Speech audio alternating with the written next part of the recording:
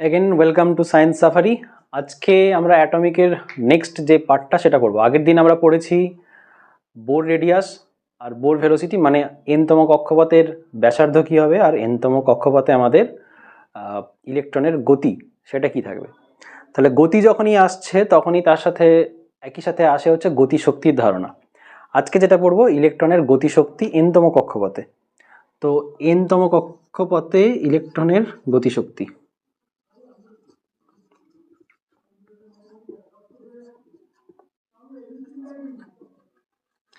আচ্ছা, গতিশক্তি যখনই বলি তাহলে গতিশক্তিকে আমরা ই দিয়ে যদি ডিনোট করতে চাই, তো শুধু গতিশক্তি নয়, টোটাল শক্তিটা আমরা নির্ণয় করব। তো টোটাল শক্তির মধ্যে দুটো শক্তি থাকে, একটা হচ্ছে গতিশক্তি আর একটা স্থিতিশক্তি। তাহলে টোটাল এনার্জি হচ্ছে গতি প্লাস স্থিতি। তো ইলেকট্রনের গতিশক্তি এবং স্থিতিশক্তি কি হবে সেটা আমরা একটু দেখে নিই। আমরা যেমন দেখেছিলাম যে একটা নিউক্লিয়াসের চারিদিকে ইলেকট্রনগুলো ঘুরছে, নিউক্লিয়াস প্লাস এবং ইলেকট্রন হচ্ছে আমাদের মাইনাস আধানের পার্টিকেল। তো এখানে দুরকম আমাদের বল ক্রিয়া করছে। একটা যেহেতু বৃত্তপথে ঘুরছে আর ব্যাসার্ধের কক্ষপথে, তো বৃত্তপথে ঘোরার জন্য আমাদের একটা অভিকেন্দ্র বলের দরকার পড়ে। তো অভিকেন্দ্র বলের ফর্মুলা কি? mv²/r। তাহলে এই অভিকেন্দ্র বলটার জন্যই কিন্তু এই ইলেকট্রনটা বৃত্তপথে ঘুরছে। আরেকটা যেটা আছে সেটা হচ্ছে স্থিতিশক্তি। এই স্থিতিশক্তিটা কি? স্থিতিশক্তিটা হচ্ছে এখানে স্থির তড়িৎ আকর্ষণ বল। এটা যেহেতু প্লাস এবং এটা যেহেতু মাইনাস, তাহলে প্লাস চার্জ এবং মাইনাস চার্জের মধ্যে একটা আকর্ষণ বল কাজ করছে। এই আকর্ষণ বলটাই হচ্ছে আমাদের স্থিতিশক্তির উৎস। তাহলে এই যে স্থিতিশক্তিটা হবে, সেই স্থিতিশক্তিটাই আমরা স্থিতিশক্তিকে শুধু যদি ই পি দিয়ে লিখি, পোটেনশিয়াল এনার্জি, এই স্থিতিশক্তিটাই এই প্রয়োজনীয় অভিকেন্দ্র বলের সরবরাহ করবে যাতে ইলেকট্রনটা চারিদিকে ঘোরে। তার মানে এই পোটেনশিয়াল এনার্জি আর এই কাইনেটিক, এই স্থিতিশক্তি যে তড়িৎ আকর্ষণ বল, সেই তড়িৎ আকর্ষণ বলটাই হচ্ছে আমাদের অভিকেন্দ্র বলের উৎস। তো আমাদের অভিকেন্দ্র বলকে যদি আমরা mv² দিয়ে লিখি, mv²/r, এটাই হচ্ছে ওই স্থির তড়িৎ আকর্ষণ বল 1/4πε0 q1 q2/r²। এটা আমরা ইলেকট্রোস্ট্যাটিক্সের চ্যাপ্টারে পড়ে এসেছি অলরেডি। এবার q1 q2 এই দুটো হচ্ছে আমাদের দুটো চার্জ, একটা হচ্ছে প্লাস চার্জ একটা মাইনাস চার্জ। তো q1টা কি চার্জ? q1টা ধরে নিই আমরা প্রোটনের চার্জ, এবং q2টা কি? ওটা হচ্ছে ইলেকট্রনের চার্জ। এবার আমাদের কোনো একটা অ্যাটমের ভেতরে যতগুলো প্রোটন থাকে তাকে আমরা কি বলি? পরমাণু ক্রমাঙ্ক।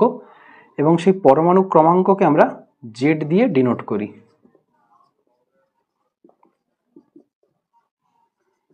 মানে নাম্বার অফ প্রোটন। তাহলে প্রতিটা প্রোটনের আধান ই ইলেকট্রনের আধানের সমান কিন্তু প্লাস, তাহলে ই আধান বলা যায়, এটাই প্রোটনের আধান।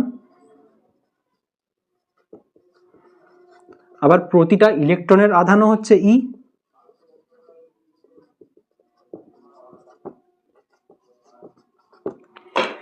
তাহলে টোটাল প্রোটনের জন্য মোট আধান কত হবে? প্রোটনের মোট আধান হবে Z into E. Z number of proton আছে, তার সাথে ই, তাহলে এটা জেড ইন্টু ই। আর এইটা হয়ে গেল আমাদের Q1। এবার Q2টা কোনটা হবে? এর সাথে Q2 হিসাবে শুধু ইলেকট্রনের আধানটা থাকবে। এই হয়ে গেল আমাদের ইকুয়েশন। এটাকে আমরা 1 নম্বর সমীকরণ বা 2 নম্বর সমীকরণ দিয়ে লিখতে পারি। এবং শুধু এখানে যে গতিশক্তিটা, ইলেকট্রনের গতিশক্তি মানে ই কাইনেটিক এনার্জি, এটা হাফ mv²। এটা হচ্ছে একটা গতিশক্তির সূত্র। আমরা এটাকে 1 নম্বর সমীকরণ দিই, এটাকে দিই 2 নম্বর সমীকরণ। এবার আমরা কি করব? এই mv² জায়গায় এই মানটা বসাবো। তাহলে আমাদের ইকুয়েশনটা কি হবে সেটা একটু দেখি। তো ek is equals two 1/2 mv² যদি এটা ওইদিকে নিয়ে যাই, তাহলে mv² is equals to 1/4πε0 z²/r। এটা হচ্ছে আমাদের 3 নম্বর ইকুয়েশন। তো এটাই হচ্ছে ইলেকট্রনের গতিশক্তি। তাহলে এটা হচ্ছে আমাদের কাইনেটিক এনার্জি ছিল বা গতিশক্তি, যেটা আমরা বলি ইলেকট্রনের, সেই গতিশক্তিটা হলো। এবার আমরা স্থিতিশক্তিটা বার করব। আচ্ছা, স্থিতিশক্তি বার করার জন্য স্থিতিশক্তি কাকে বলে সেটা একটুখানি বুঝে নিতে হবে। স্থিতিশক্তি হচ্ছে সেই জিনিসটাই যে আমাদের কতটা কাজ করতে হচ্ছে। কীরকম কাজ? ধরে নেওয়া যাক একটা আমাদের চার্জ রয়েছে, যেটাকে আমরা প্লাস কিউ চার্জ বলছি। তো এই প্লাস কিউ চার্জের একটা এরিয়া আছে, মানে যতটা এরিয়াতে এর অস্তিত্বটা আমরা বুঝতে পারবো। তো এবার ধরো বাইরের থেকে একটা আমরা +1 একটা আধান আছে, এই আধানটাকে আমরা এই প্লাস কিউ চার্জের ক্ষেত্রের মধ্যে নিয়ে আসছি। কতটা দূরে নিয়ে আসছি? সেটা হচ্ছে এই আর দূরত্বে, মানে এই কিউ থেকে আর দূরত্বে, এই জায়গাটাতে নিয়ে আসবো। তাহলে এটা কোনখান থেকে আনছি? এটা হচ্ছে ইনফিনিটি থেকে নিয়ে আসছি। ইনফিনিটি থেকে আর দূরত্বে আমরা একটা +1 আধানকে নিয়ে আসছি। কার মধ্যে নিয়ে আসছি? কিউ চার্জের একটা এরিয়ার মধ্যে। তাহলে যে পরিমাণ কাজটা আমাদের করতে হবে সেই কাজটাই হচ্ছে আমাদের পোটেনশিয়াল এনার্জি। আচ্ছা, কাজের ফর্মুলা কি? ফোর্স ইন্টু ডিসপ্লেসমেন্ট, তাই তো? এফটা হচ্ছে ফোর্স আর এসটা হচ্ছে ডিসপ্লেসমেন্ট। এক্ষেত্রে আমাদের ফোর্স কি? এক্ষেত্রে যেহেতু আমরা ইলেকট্রোস্ট্যাটিক এনার্জি নিয়ে পড়ছি বা ইলেকট্রোস্ট্যাটিক্সের আইডিয়া আনছি, তাহলে ইলেকট্রোস্ট্যাটিক যে কুলম্ব ফোর্স সেটাই হচ্ছে আমাদের ফোর্স। তাহলে ফোর্স হচ্ছে 1/4πε0 Q1 Q2/r²। এবার কতটা দূরে নিয়ে আসছি? এটা হচ্ছে আমাদের এফ। আচ্ছা, এফ ডট ডিএস, আমরা যদি ডিএস দূরত্ব নিয়ে আসি, যদি একটা ইন্টিগ্রেশন করার চেষ্টা করি, তাহলে এফ ডট ডিএস বা ডিআর দূরত্ব আমরা ধরছি, যে ডিআর মুভমেন্ট করতে কতটা লাগছে। তাহলে ডিআর দিয়ে একটা বোথ সাইডে আমরা গুণ করে দিচ্ছি, Q1 Q2/r² into DR. Integration কোথায় করব? ইনফিনিটি থেকে আর পর্যন্ত। আর পর্যন্ত কেন ইনফিনিটি? কেন? যেহেতু ইনফিনিটি থেকে নিয়ে আসছি। আর কেন? যেহেতু আর দূরত্বে নিয়ে আসছি তাই। তাহলে ইন্টিগ্রেশনটা এখানেও করব, -ইনফিনিটি থেকে আর। তাহলে এর ইন্টিগ্রেশন কি দাঁড়ায়? এফ ডট আর, আর এটা দাঁড়ায় হচ্ছে, যেহেতু এফটা কনস্ট্যান্ট থাকছে এই ক্ষেত্রে, তাহলে এফটা বাইরে এসে শুধু আর এর ইন্টিগ্রেশন আর, ডিআর এর ইন্টিগ্রেশন আর। আর 1/4πε0 এটাও কনস্ট্যান্ট। ওইদিকে Q1 Q2 এটাও কনস্ট্যান্ট। আচ্ছা, 1/r² এর ইন্টিগ্রেশন হচ্ছে -1/r। এবার ইনফিনিটি থেকে যদি আমরা প্লাস আর এর মধ্যে দেখি, তাহলে এটা দাঁড়াবে 1/4πε0 Q1 Q2 -1/∞ -1/r। এই হচ্ছে আমাদের দাঁড়ালো ইকুয়েশন। আচ্ছা, এই মাইনাসটা আমরা সামনে কমন নিয়ে নিচ্ছি, তাহলে -1/∞ -1/r। আচ্ছা, 1/∞ মান হচ্ছে আমাদের 0।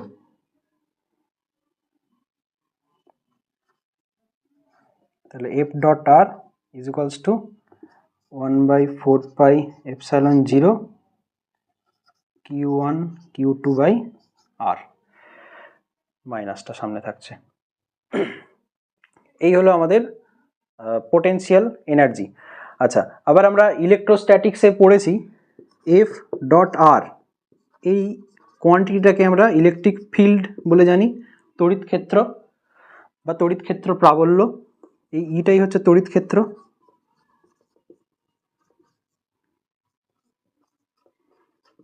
এই তড়িৎ ক্ষেত্রের প্রাবল্য বা তড়িৎ ক্ষেত্র, এটাই হচ্ছে আমাদের ওই প্রয়োজনীয় পোটেনশিয়াল এনার্জি বা স্থিতিশক্তি, যেটা আমরা এখানে আলোচনা করছি।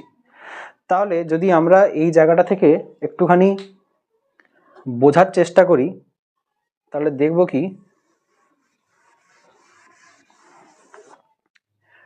যে potential energy is equals to minus 1/4πε0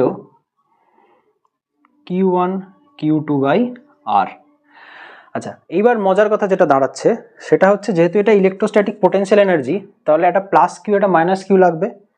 এবার এই ক্ষেত্রে আমাদের চার্জটা কি? এক্ষেত্রে আমাদের চার্জ হচ্ছে নিউক্লিয়াসের চার্জ এবং তার চারিদিকে ইলেকট্রনের চার্জ। আচ্ছা, নিউক্লিয়াসটা আমাদের মাঝখানে রয়েছে, তার চার্জ প্লাস, আর ইলেকট্রনটা আমাদের একটা এরকম কক্ষপথে ঘুরছে, তার চার্জ হচ্ছে মাইনাস। এটা হচ্ছে আমাদের ইলেকট্রন। এবার এই প্লাসের সাথে মাইনাসের একটা ইন্টারঅ্যাকশন বা ফোর্স কাজ করছে, যেই ফোর্সটাই হচ্ছে আমাদের এই পোটেনশিয়াল ফোর্স। তাহলে আমরা কি লিখতে পারি এখান থেকে, যে potential energy is equal to 1/4πε0। তাহলে Q1টা কি হবে? Q1টা হবে মোট প্রোটনের চার্জ, জেডখানা প্রোটন, তার সাথে ইলেকট্রন, ইলেকট্রনের চার্জ আর প্রোটনের চার্জ যেহেতু সমান, তাহলে জেডখানা প্রোটন তার সাথে ইলেকট্রন ইন্টু Q2টা কি হবে? Q2টা হচ্ছে ইলেকট্রনের চার্জ শুধুমাত্র, ইন্টু ই বাই আর। তাহলে আরও সিম্পলিফাই করে লিখলে EP is equals to minus 1/4πε0 Z square by r. এটাই হলো আমাদের পোটেনশিয়াল এনার্জির একটা ইকুয়েশন। এটা আমরা 4 নম্বর ইকুয়েশন দিই, আর এটা ছিল আমাদের কাইনেটিক এনার্জির ইকুয়েশন। তাহলে এখানে আরেকটা জিনিস বলি, সেটা হচ্ছে মাইনাস চার্জ, মাইনাস সাইনটা তো আমাদের অঙ্ক করে এলো, কিন্তু মাইনাস সাইনের একটা ফিজিক্যাল মানে আছে বা ফিজিক্সের মানে আছে। সে মানেটা কি? মানেটা হচ্ছে এখানে আমরা এক আধান চার্জকে এই কিউ ক্ষেত্রের মধ্যে নিয়ে এসেছিলাম। তো কিউ ক্ষেত্রের মধ্যে নিয়ে আসার জন্য কিউ কিন্তু চাইছিল না যে ওর ক্ষেত্রের মধ্যে কেউ আসুক, আমরা ওই বলের বিরুদ্ধে কাজ করেছি, যেটাকে জোর করে নিয়ে এসেছি, তার জন্য আমাদের মাইনাসটা বসেছে। এটা যদি কিউ নিজে করতো তাহলে এটা মাইনাসটা বসতো না, যেহেতু বাইরের থেকে ওকে পুশ করে নিয়ে আসা হচ্ছে, তার জন্য ওর মতের বিরুদ্ধে, তার জন্য মাইনাস সাইনটা এখানে আমরা বসাচ্ছি। ঠিক আছে, পজ কর। আচ্ছা, তাহলে এইবার আমরা যেটা বার করবো যে মোট শক্তি। তাহলে মোট শক্তি হচ্ছে ই মানে হচ্ছে আমাদের kinetic energy plus potential energy, এই দুটো। তাহলে ই কে প্লাস ইপি আমরা 3 নাম্বার আর 4 নাম্বার ইকুয়েশন থেকে অলরেডি দেখতে পেয়েছি। তো ই কে এর ভ্যালু ছিল 1/2 into 1/4πε0 Z square by r, আর ইপির ভ্যালু ছিল minus 1/4πε0 into Z square by r. আচ্ছা, এটা যদি আমরা এনতম কক্ষপথের জন্য ধরি, এনতম কক্ষপথের জন্য শুধু এটা আমরা আর এন লিখব। আর এন মানে হচ্ছে এনতম কক্ষপথের ব্যাসার্ধ, এনতম কক্ষের ব্যাসার্ধ। তো এখান থেকে আমাদের 1/4πε জেড স্কোয়ার বাই আর এটা কমন,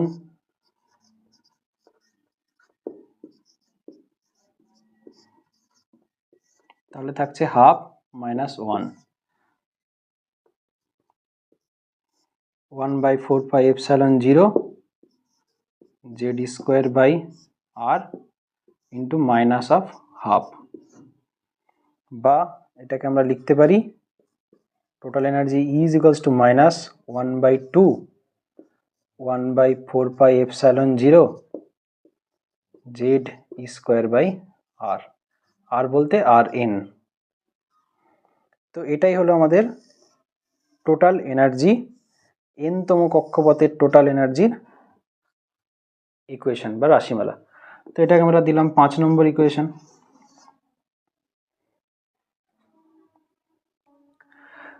তাহলে দেখো, এইটা হচ্ছে আমাদের টোটাল এনার্জি, এনতম কক্ষপথে ইলেকট্রনের মোট এনার্জির যে রাশিমালা, সেটা এটা। তো এটার সাথে যদি আমরা ই কে আর ইপির একটু তুলনা করি, তাহলে দেখব কি যে ই এন এর সাথে আমাদের ই কে দেখো হুবহু মিলে গেছে, 1/2πε0 into half Z square by n r n, এটাই। তার মানে আমরা এখান থেকে বলতে পারি যে E n is equals to minus E K, এটা বলতে পারি, শুধু একটা মাইনাস সাইনের তফাৎ আছে, বাদ বাকিটা সেম। আবার একইভাবে যদি এই দুইটাকে আমরা ক্রস মাল্টিপ্লাই করে 2 ইন্টু en করে দিই, তো আমরা ডাইরেক্ট লিখতে পারি 2 into en is equals two ep। তো এই দুটো আমরা ইকুয়েশন এখান থেকে পেলাম। এটা হচ্ছে 6 নম্বর, এটা 7 নম্বর। এবার আরেকটা জিনিস দেখব, এখানে আমাদের en ডিপেন্ড করছে কার উপরে? en ডিপেন্ড করছে ইনভার্সলি যে রেডিয়াস, সেই রেডিয়াসের সাথে ব্যস্তানুপাতিক সম্পর্কে ডিপেন্ড করছে। তো আমাদের আর এন মানে বোর রেডিয়াস যেটা বেরিয়েছিল, সেই রেডিয়াসের একটা ফর্মুলা আছে, epsilon 0 n square h square by pi m Z square. এই আর এন এর মানটাকে যদি আমরা 5 নম্বর ইকুয়েশনে বসিয়ে দিই, তাহলে কি পাবো? en is equals to 1/2 1/4 pi epsilon 0 Z square by r. এই আর এর জায়গাতেই বসাবো হচ্ছে এই ভ্যালুটা, 1/r আছে, তাহলে 1/r এর মানে হচ্ছে এটা টোটালটা উল্টে যাবে। তা টোটালটা উল্টে গেলে এটা যেটা হবে pi m Z square by epsilon 0 n square h square. এটা হচ্ছে আমাদের 1/r এর মান, শুধু এইটুকুনি মানটা 1/rn এর মান। এবার আমরা এটা যদি একটু কাটাকাটি করি, তাহলে দেখব কি,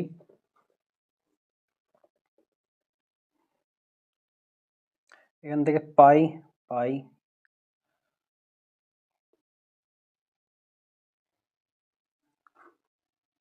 আর কি কাটছে,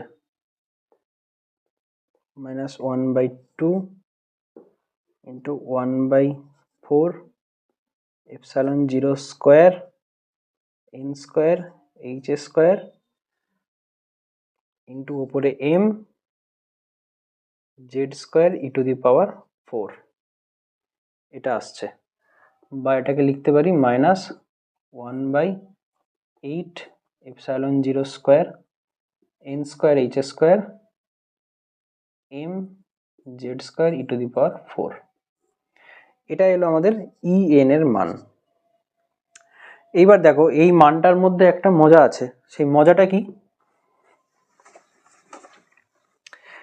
এখানে এম জেড ই মানে ইলেকট্রনের মাস, জেড মানে প্রোটনের নাম্বার, ই মানে চার্জ 8 এপসাইলন 0 আর এইচ, এই সবগুলোই কনস্ট্যান্ট। এইচ মানে আমাদের প্ল্যাঙ্ক কনস্ট্যান্ট ছিল, এপসাইলনের মান তো শূন্য মাধ্যমের জন্য সর্বদাই ফিক্সড থাকে। তাহলে এই যে ইকুয়েশনটা দাঁড়াচ্ছে, এই টোটালটা এটা কনস্ট্যান্ট ভ্যালু শুধু এনটা ছাড়া, এনটা হচ্ছে কক্ষপথের সংখ্যা। তাহলে আমরা লিখতে পারি E is proportional to 1/n square. তাহলে যত আমাদের কক্ষপথের সংখ্যা বৃদ্ধি পাবে, তত তার কিন্তু ইলেকট্রনের শক্তিটা তত কমবে। তার মানে এখান থেকে আমরা বলতে পারি যে যদি n ইজ ইকুয়ালস টু 1 হয়, তাহলে E1 ইজ ইকুয়ালস টু 1/1 মানে 1 লিখতে পারি। এবার যদি n ইজ ইকুয়ালস টু 2 হয়, E2 এটা অ্যাকচুয়ালি প্রপোর্শনাল টু হবে, প্রপোর্শনাল টু 1/2 স্কোয়ার মানে 1/4। তাহলে দেখো প্রথম কক্ষপথে ইলেকট্রনের শক্তি যদি 1 হয়, দ্বিতীয় কক্ষপথে হচ্ছে 1/4। যদি তৃতীয় কক্ষপথে n ইজ ইকুয়াল টু 3 বসাই, তাহলে En মানে E3 is proportional two 1/3 square, তাহলে 1/9। তাহলে 1 নম্বর 2 নম্বর 3 নম্বর 4 নম্বর কক্ষপথের কথা যদি আমি চিন্তা করি, এগুলো যদি আমরা কক্ষের সংখ্যা ধরি, তাহলে কে এল এম এন এই সমস্ত কক্ষপথে ইলেকট্রনের যে শক্তি, তার অনুপাত কি হবে? তার অনুপাত হবে 1:1/2 1/4 1/3 1/16 এরকম করে যাবে। যত বড় কক্ষপথ তার তথ্য তার সংখ্যা হচ্ছে, তার এনার্জি তত কম, এটা 1/9। তো এগুলো অনুপাত, ঠিক আছে।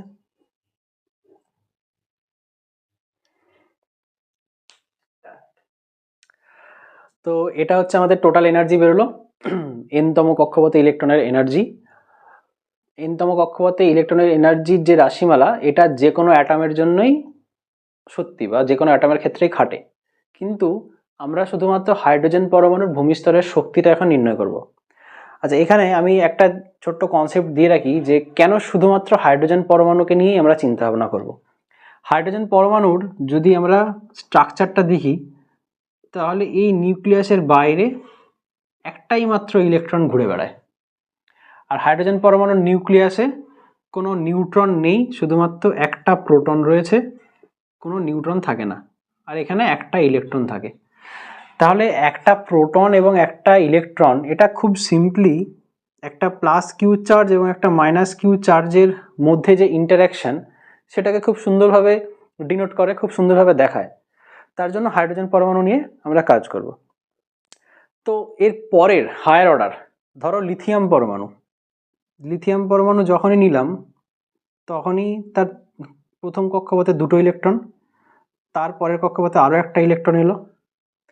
এবার এইখানে নিউক্লিয়াসে কি থাকে? নিউক্লিয়াসে এর তিনটে প্রোটন থাকবে, তিনটে নিউট্রন থাকবে। যেহেতু চার্জের কনসেপ্ট এখানে আমরা কাজে লাগাচ্ছি, তার জন্য নিউট্রনের চার্জটা আমরা এখানে ধরবো না, কেননা নিউট্রন হচ্ছে নিস্তড়িত। তাহলে এই যে তিনটে প্রোটন, এখানে এই যে তিন ভাগে আমি যদি ভাগ করে নিই এই জিনিসটাকে,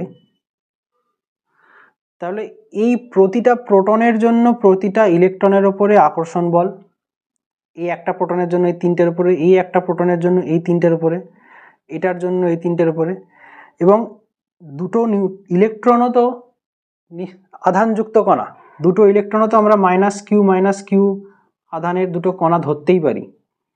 তাহলে তাদের মধ্যে একটা ইন্টারাকশন বল কাজ করছে, ইন্টারাকশন ফোর্স। তো তিনটে প্রোটন, তিনটে নিউট্রন, নিউট্রনের নিজেদের মধ্যে, প্রোটনের নিজেদের মধ্যে ইন্টারাকশনটা এত বড়, এত কমপ্লিকেটেড হয়ে যাবে যে আমরা ওটার হাতে ক্যালকুলেশন করা সম্ভব হয় না। ওর জন্য কম্পিউটার প্রোগ্রামিং ইউজ করা হয়। সেক্ষেত্রেও এখনো অতটা নির্ভুলভাবে করা যায়নি।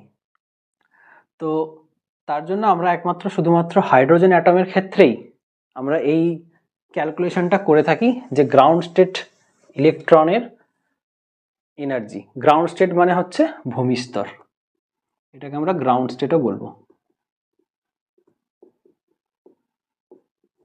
ঠিক আছে, তাহলে ইলেকট্রনের ক্ষেত্রে এই প্রত্যেকটার ভ্যালু আমাদের জানা আছে। ইলেকট্রনের মাস কত? ইলেকট্রনের মাস হচ্ছে 9.1 ইন্টু 10⁻³ কেজি। জেড হচ্ছে প্রোটন সংখ্যা, এর মান 1। ই হচ্ছে চার্জ, 1.6 ইন্টু 10⁻19 কুলম। আচ্ছা, ইটা যদি আমরা মাইনাস নিই কি হবে? দুটো প্রোটন, এই এর মধ্যে দুটো প্রোটনের চার্জ আছে, দুটো ইলেকট্রনের চার্জ আছে, যাই থাকুক না কেন, এর পাওয়ারে টু দি পাওয়ার 4 আছে, যার জন্য মাইনাসের কোনো এফেক্ট আমাদের এখানে পড়ছে না। এরপর যে দুটো টার্ম রয়েছে সেটা হচ্ছে এপসাইলন 0,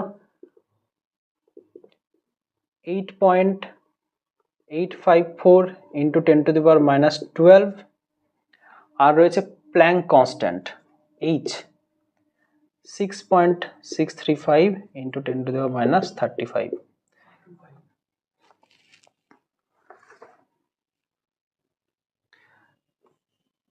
(6.625 into 10⁻34) এই হলো ভ্যালু। আর যেহেতু গ্রাউন্ড স্টেট, তো গ্রাউন্ড স্টেটের জন্য কি হচ্ছে? ভূমিস্তরের জন্য n ইজিক্যালস টু 1 বসাচ্ছি। এবার এই সবগুলো আমরা এখানে পুট করব। তাহলে যদি আমরা পুট করি, -9.1 ইন্টু 10⁻31, 1.6 ইন্টু, আচ্ছা জেড এর ভ্যালু হচ্ছে 1, তার square, 1.6 into 10⁻19 to the power 4 divided by 8 into 8.854 into 10⁻12, তার স্কোয়ার, n মানে 1 এর স্কোয়ার, আর h 6.625 ইন্টু 10⁻34 তার স্কোয়ার। এই যে এনার্জিটা আসবে, এটা আসবে আমাদের জুল এককে, কিন্তু আমরা এখানে ইলেকট্রন ভোল্ট এককে নিয়ে আসতে চাইবো। তো জুলকে ইলেকট্রন ভোল্টে কনভার্ট করতে গেলে কি করব, আমরা হচ্ছে ইলেকট্রনের যে চার্জ সেটা দিয়ে ভাগ করব। তাহলে আমরা এই সংখ্যা, এই পুরোটাকে ধরে নিচ্ছি En1, ঠিক আছে। তাহলে En total is equals two En1 joule আমাদের বেরিয়েছিল, আমরা এই টোটালটাকে En1 ধরে নিলাম। তাহলে এটাকে ইলেকট্রনের চার্জ মানে 1.6 ইন্টু 10⁻19 দিয়ে যদি ভাগ করি, তাহলে এই টোটালটা আসবে আমাদের ইলেকট্রন ভোল্টে। এবার এই En1 এর ভ্যালুটা আমরা এটা জানছি, সেই টোটালটাকে ভাগ করছি 1.6 দিয়ে ইন্টু 10⁻19 দিয়ে। এই টোটালটা যদি ভাগ করি, আমরা ক্যালকুলেটারে বসালে দেখতে পাবো এটা -13.6 ইলেকট্রন ভোল্ট আসে। তো এইটা আমাদের ফিজিক্সের ইকুয়েশনের ক্ষেত্রে ভীষণ একটা গুরুত্বপূর্ণ সংখ্যা। ইলেকট্রনের গ্রাউন্ড স্তরের এনার্জি -13.6 ইলেকট্রন ভোল্ট। কেন গুরুত্বপূর্ণ? কেন এই যে কনস্ট্যান্টের ভ্যালুগুলো, এই কনস্ট্যান্টের ভ্যালুগুলো তো সর্বদাই সমান থাকছে। তাহলে সর্বদা যদি সমান থাকে, শুধু এই এন এর মানটা চেঞ্জ হতে থাকবে। মানে ধরো ইলেকট্রন কোনো এনার্জি গেইন করে দ্বিতীয় একটা কক্ষপথে চলে গেল, সেখানে তাহলে আর গ্রাউন্ড স্টেট থাকছে না। সেই কক্ষপথে ইলেকট্রনের এনার্জি কি হবে? সেই কক্ষপথে ইলেকট্রনের এনার্জি মানে আমরা যদি En2 ধরি, যে দ্বিতীয় কক্ষপথে ইলেকট্রনের এনার্জি, তাহলে -13.6 ডিভাইডেড বাই n স্কোয়ার। তো n এর জায়গায় আমরা যদি 2 বসাই, -13.6/4, তো যেটা একটা অ্যান্সার হবে এটা 3 পয়েন্ট সামথিং একটু হবে। তো দেখা যাচ্ছে যে এনার্জিটা আমাদের কমে যাচ্ছে। তো এবার যদি আমরা n-তম কক্ষপথের এনার্জি বলি, -13.6/n স্কোয়ার।